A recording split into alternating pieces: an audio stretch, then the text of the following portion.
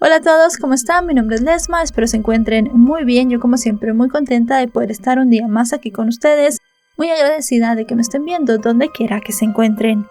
Hoy tenemos un caso sucedido en México, el de Renata Martinelli Luna Reyes. Acompáñenme a ver todos los detalles.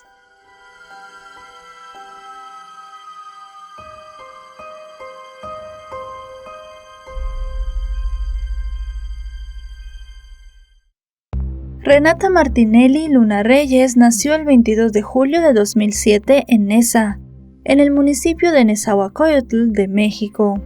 Era la única hija de Karen Reyes Carranza y desde muy pequeña siempre mostró un corazón grande y noble. Antes que ella siempre estaban los demás, al punto de que compartía todo lo que tenía con los más necesitados y le decía a su madre que cuando fuera grande construiría un albergue para ayudar a la gente. Era defensora de sus amigas y no toleraba que los hombres se le quedaran viendo o les dijeran algo obsceno en la calle, porque inmediatamente les contestaba. Para el 2020, la adolescente de 13 años vivía en Iztapaluca con su madre y con la pareja de esta, un hombre llamado Carlos Daniel N., quien era chofer de una combi y fue criado en una familia de solo mujeres. La jovencita cursaba el segundo año en la escuela secundaria oficial Gabriela Mistral número 111, donde era una excelente estudiante. A raíz de la emergencia sanitaria mundial recibía clases en línea y no salía de su habitación hasta que no terminaba todas sus tareas. Su pasión era bailar y a diario tomaba clases de jazz porque soñaba con ser bailarina profesional. También le ayudaba a su mamá a atender un pequeño local de comida mexicana que tenían, en el cual servían guaraches, y casi siempre se iba por las tardes a la casa de sus abuelos en Chocolines. Su tragedia comenzó el 29 de junio del año 2020, cuando su padrastro intentó grabarla mientras se bañaba. Ella, que siempre estaba alerta, se dio cuenta y corrió a contarle a su madre, quien sin salir del estupor encaró al sujeto, que reconoció sus intenciones de grabar a la pequeña, porque quería desquitarse de ella por las constantes peleas de pareja que tenían. En ese momento, la madre de Renata terminó la relación de casi 5 años que tenía con él, y junto a su hija acudió a la agencia especializada en violencia familiar, sexual y de género, para levantar una demanda por acoso sexual contra el hombre. Pero las autoridades solo emitieron una orden de protección y no realizaron ninguna investigación. Karen y Renata abandonaron la casa donde vivían con él, pensando que estarían a salvo, y se mudaron a una residencia ubicada en la calle Tepozanes, de la colonia Plutarco Elías Calles, en el municipio de Iztapaluca, cerca del pequeño restaurante que atendía Karen. 5 meses después del incidente, el día 29 de noviembre, Renata estuvo hasta altas horas de la madrugada hablando por redes sociales con sus amigos. Por este motivo, cuando se durmió, cayó en un sueño profundo, y ningún ruido, por más fuerte que fuera, logró despertarla, incluida su madre, que se fue a trabajar esa madrugada. Karen había conseguido un segundo trabajo en una fábrica de cigarros, y a pesar de que era domingo, ella ese día tenía turno, por lo que se tuvo que ir muy temprano. No logró despedirse de su hija porque estaba durmiendo, como sabemos, profundamente. Karen tampoco pudo comunicarse con Renata ese día porque su celular se había averiado. La jornada laboral fue tan cansada que ella tampoco se percató de que Renata no llamó a su trabajo como algunas veces lo solía hacer. El plan era que cuando Renata se despertara, ella fuera a casa de sus abuelos y pasara el día allí para que no estuviera sola. Pero esto no pasó. Renata nunca llegó a casa de sus abuelos, pero estos durante las primeras horas de su ausencia no se preocuparon. Pensaron que tal vez la niña se había quedado dormida más de la cuenta, o que incluso su mamá le había dado permiso para salir con algunas amiguitas. Pero las horas fueron pasando y Renata no llegó. Vecinos de la colonia notaron que la puerta del zaguán del inmueble estaba abierta entre las 8:30 y 9 de la mañana, pero no vieron nada más. Fue hasta la noche cuando la angustia de su familia se disparó, al descubrir que la menor no se había reportado con nadie en todo el día. Lo primero que pensaron fue que la habían secuestrado. Por la noche, cuando Karen llegó a su casa junto con sus papás, todos en su confusión sin tener noticias de Renata, vieron una escena que los marcaría por siempre. La puerta de la casa estaba cerrada y no tenían forma de entrar porque la adolescente se había quedado con el único juego de llaves. La llamaron varias veces, pero ella no respondió. Ya desesperados forzaron la puerta y encontraron todas las luces apagadas. Avanzaron y se encontraron con el espejo del cuarto, que era de cuerpo completo roto. El cesto de la ropa sucia estaba volteado, el celular de la niña en el piso y un bulto tapado con cobijas sobre la cama. A simple vista pensaron que Renata aún seguía dormida. Karen se agachó para recoger el teléfono, mientras que sus padres jalaron las sábanas, y fue cuando vieron el cuerpo de la niña aún con su pijama, con las manos a los costados, y la cabeza completamente rodeada con una cinta gris de ferretería. Tenía moretones en el cuerpo y estaba fría. Su abuelo trató de quitarle la cinta para practicarle respiración artificial, pero ya era demasiado tarde porque había muerto. Inmediatamente llamaron a las autoridades, quienes acudieron al lugar e hicieron el levantamiento del cuerpo. A mi niña la encontramos, sí, bien amarrada, encintada, pero esto fue en su cama. Ella estaba acostada, tapada, y así fue como la encontramos. En medio del dolor de haber perdido a su hija, Karen rápidamente acusó a una persona, a su expareja Carlos. Ella decía que era el único hombre que podía querer hacerle daño a su familia. Ya tenía antecedentes de haber querido abusar de la pequeña, y además de eso también sabía que él era una persona muy violenta. Las autoridades tomaron en cuenta rápidamente esto, y fueron hasta la casa del hombre para interrogarlo. Pero cuando ellos llegaron, el individuo ya había escapado con su familia, por lo cual comenzaron a buscarlo en otros lugares. Karen estaba muy alterada y culpó a las autoridades de lo que había sucedido, ya que como sabemos ella unos meses atrás había hecho una denuncia, pero no habían realizado una investigación, ni siquiera habían llamado a este hombre a declarar, simplemente habían dejado la causa a un lado, y ella pensaba que por esta negligencia su pequeña había perdido la vida.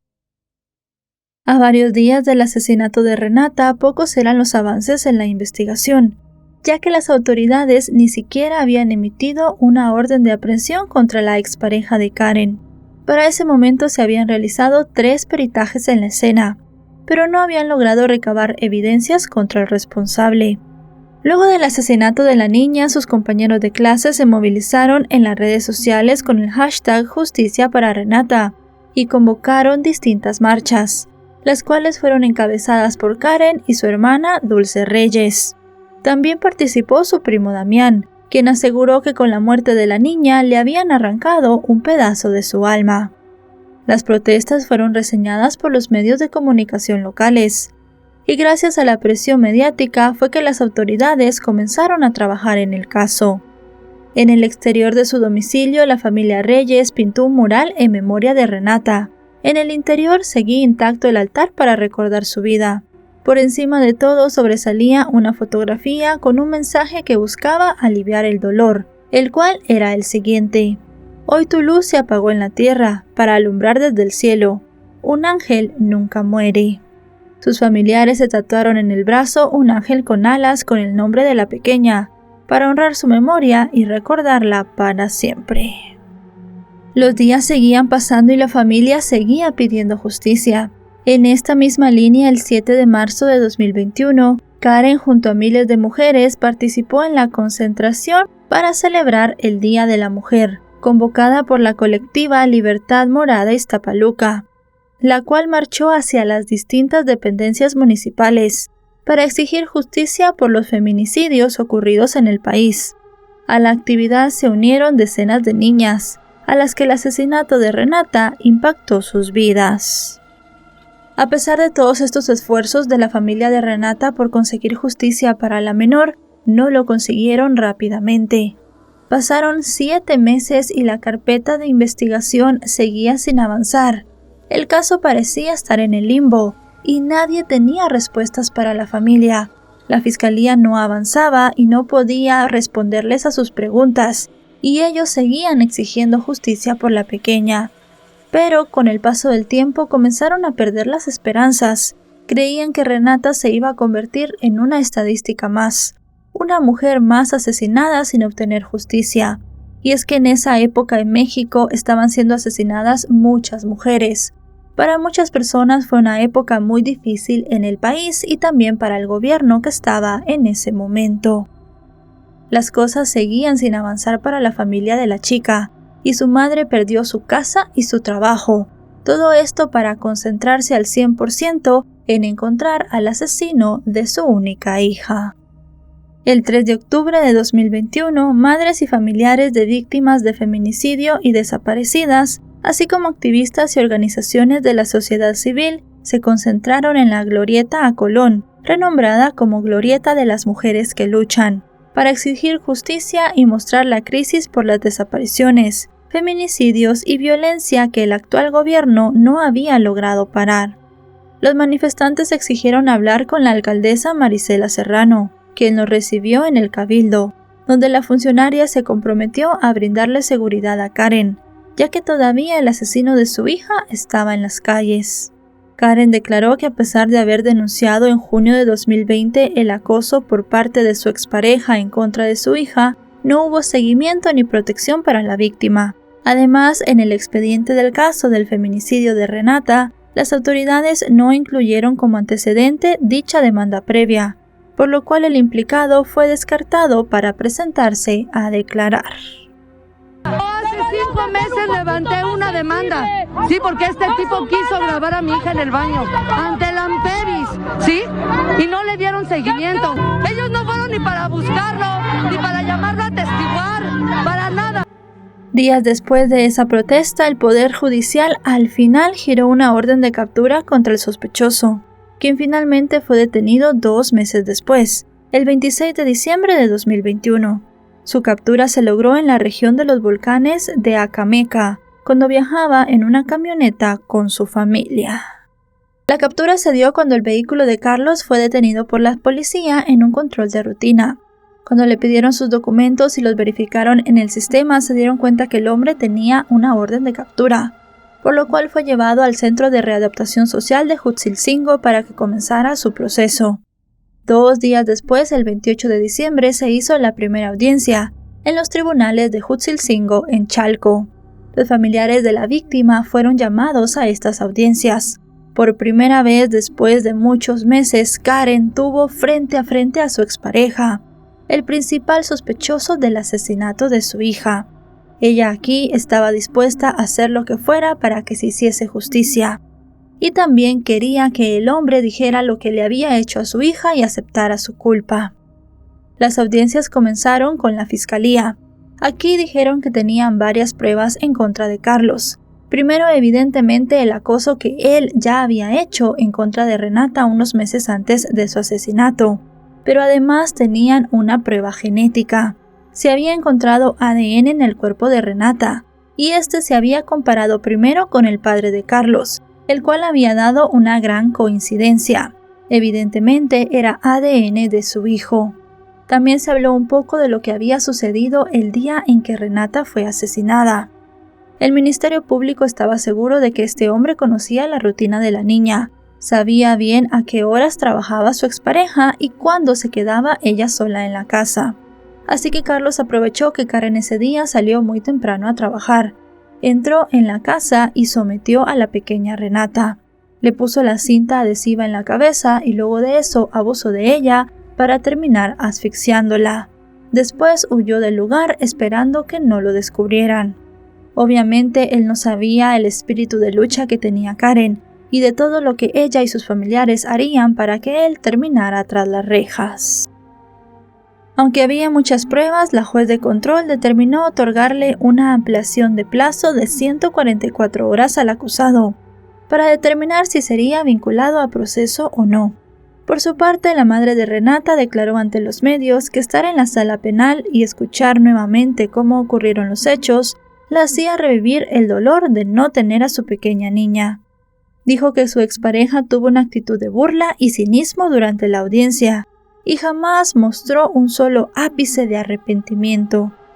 Luego de transcurrido el plazo establecido por el tribunal, Carlos fue vinculado a proceso el 31 de diciembre. El juez le dictó prisión preventiva, tras considerar que eran suficientes las pruebas presentadas en su contra por el Ministerio Público. Asimismo, el magistrado estableció también un plazo de 3 meses para el cierre de la investigación complementaria y dictó una medida cautelar de prisión preventiva. Integrantes de organizaciones feministas, así como familiares, amigos y vecinos de Renata, se congregaron afuera de los juzgados para exigir la pena máxima al presunto responsable de la muerte de la menor. Al grito de pena máxima, queremos justicia y justicia para Renata, un contingente colocó veladoras, pancartas y globos blancos para mostrar su apoyo a Karen durante la audiencia. La madre declaró que se sentía contenta de saber que iniciaría el Año Nuevo 2022 con un feminicida menos en las calles. Pero por otro lado era una victoria amarga, porque aunque le dieran la pena máxima, su hija jamás regresaría. Y pues ahorita ya nada más queda esperar para ahora sí las demás audiencias, para confirmar nada más y únicamente que él fue el único actor intelectual del feminicidio de mi hija. Algunos de los colectivos presentes declararon a la prensa que según datos del Secretariado Ejecutivo del Sistema Nacional de Seguridad Pública, el Estado de México encabezó la lista de feminicidios con 130, seguido por Veracruz con 65, Jalisco con 64 casos, Ciudad de México con 60 y Nuevo León con 57. Aunque acotaron que estas cifras oficiales no reflejaban la realidad de dicho delito, ya que la forma que las autoridades registraban la incidencia de feminicidios no era precisa ni homologada, lo que dificultaba conocer la cifra real de víctimas. De acuerdo con una estimación del Observatorio Ciudadano Nacional de Feminicidios, del total de muertes violentas de mujeres, solo el 20% de los casos se consignaban como feminicidios en el país. Siguiendo con el caso de Renata, cuando la familia de la víctima tenía una esperanza de poder encontrar justicia, esta no llegó por completo.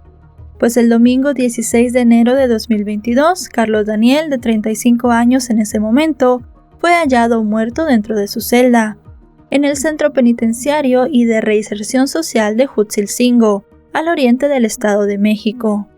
La Subsecretaría de Control Penitenciario informó que cuando los custodios se percataron de que el señalado no respondió al pase de lista, revisaron su celda, ubicada en el área de los procesados, y allí lo hallaron sin signos vitales.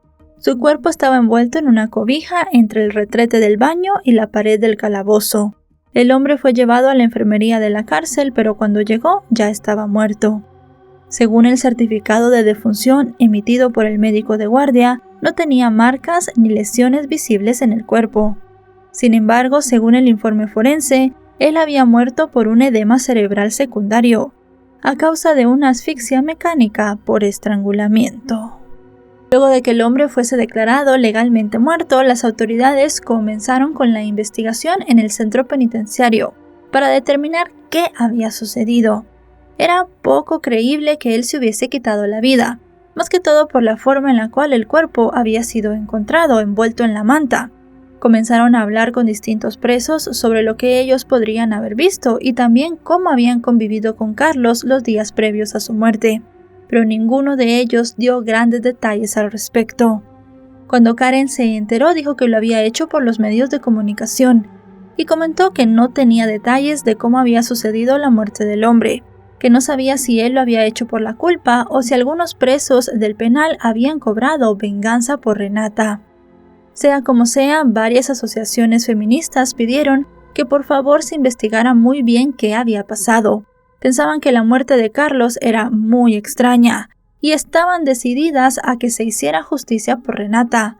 Dijeron que la familia estaba esperando una sentencia en la cárcel, algo que evidentemente nunca tendrían. Estamos demasiado frustradas, consternadas, ya que no era la justicia que nosotros estábamos buscando. Nuestra finalidad de buscar justicia era llegar a una sentencia vitalicia para poder dejar un precedente hacia alguien más.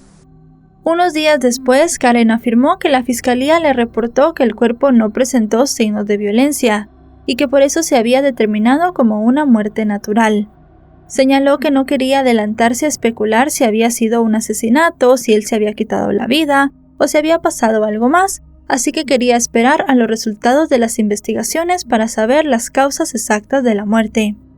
A pesar de esto, declaró que dudaba de la primera versión del Ministerio Público, ya que recordó que Carlos no padecía ninguna enfermedad que derivara en ese tipo de suceso.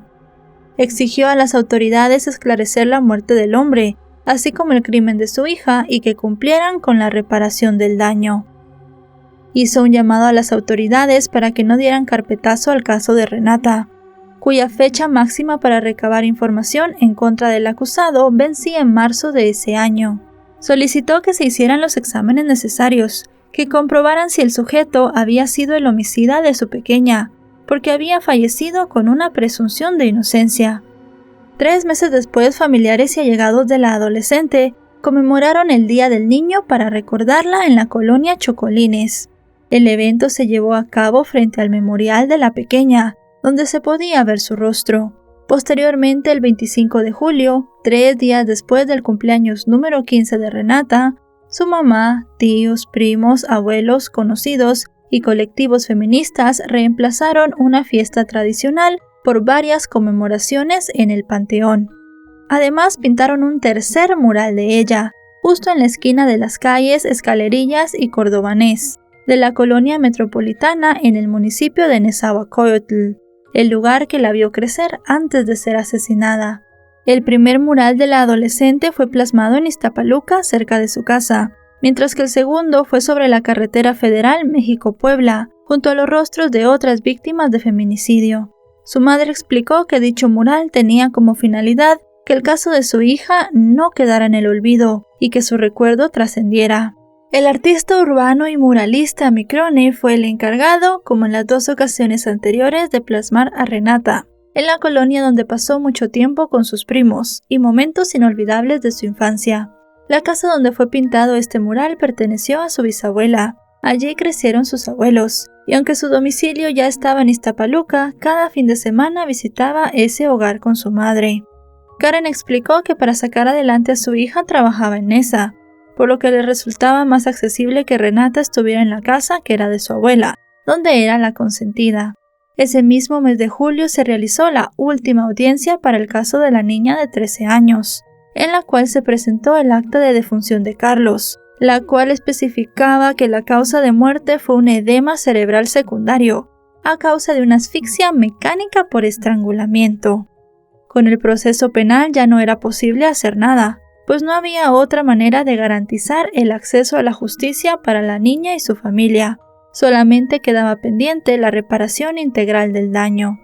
Sin embargo, Karen denunció que había muchas trabas por parte de la Comisión Ejecutiva de Atención a Víctimas del Estado de México, la cual argumentaba que no podía realizar dicho pago, a pesar de que el juez determinó que eran ellos los responsables de resolver este derecho. Karen destacó lo desgastante que había sido el proceso desde el feminicidio de su hija, como para que también les arrebataran la reparación del daño, que era una obligación de dicha dependencia, la cual contaba con el fondo para cubrir este tipo de casos. La mujer se convirtió en activista y se unió al grupo Verdad y Justicia para acompañar a otras familias víctimas de feminicidio y violencia de género en el Estado de México. Mientras espera la ayuda para resarcir el daño por la muerte de la pequeña Renata, junto a su familia sigue honrando su memoria y recordándola a diario. Y bueno, chicos y chicas, hasta aquí el video de hoy. Un caso, como siempre decimos, muy lamentable. Una pequeña que estaba empezando a vivir una vida muy joven que se perdió por un hombre horrible, una persona que ya había mostrado actitudes muy feas hacia ella, una familia que ya había denunciado. Siempre se insta a las víctimas en este tipo de casos a denunciar, pero realmente cuando denuncian las autoridades no les ayudan, no se les da la contención necesaria, no se les dan los recursos necesarios para protegerse. Así que no sirve de nada que la gente denuncie si al final las autoridades no tienen los protocolos necesarios para garantizar protección a estas víctimas, como pasó en este caso. Lamentable también que este hombre no haya podido llegar a un proceso penal y se le haya dado una condena. Seguramente otros presos le quitaron la vida en la cárcel, muy poco probable que él se haya quitado la vida más que todo por cómo se encontró el cuerpo, pero al final pues la investigación no ha llegado a nada, nadie en la cárcel ha hablado, así que seguramente no se sabrá específicamente qué pasó con Carlos ese día que perdió la vida. Si este video les ha parecido informativo, recuerden dejarle un me gusta, recuerden suscribirse si no lo están. Actualizo 3 o 4 veces por semana y si están suscritos les llegará una notificación cada vez que yo suba un video. Me pueden seguir en otras redes sociales, aparezco como LesmaVR. Ahora sí, nos vemos hasta otro caso. Adiós.